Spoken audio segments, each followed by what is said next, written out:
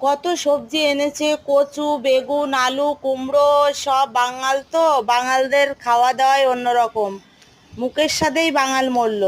কোটরে, বাছরে, খাওরে, রাঁধরে, আবার ধোয়া পায়লা কররে, এই চলে রান্নাঘর আর কলপার সারাটা দিন। ভাত করলাম, পনিরের তরকারি করলাম, স্যালাড, বেগুন ভাজা, নিরামিষ ঘ্যাট, ডাল, আম, অনেক কিছু, শাক।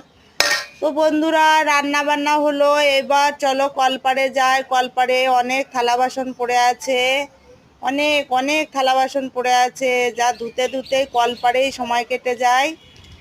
রান্নাঘরে আর কলপাড় এই দুটো থেকে তো উঠতেই পারি না। আমি জানি না সব বন্ধুরা আমার মতন এরকম সারাটা দিন কেটে যায় রান্না বান্না করতে, অবশেষে ভিডিও বানাতে, রিলস তৈরি করতে সময় চলে যায়। আর সময় চলে যায়, ভালো লাগে না, তখন খেয়ে দিয়ে একটু শুয়ে পড়ি। এই চলে সারাটা দিন। টাটা, বাই বাই বন্ধুরা, কেমন লাগলো?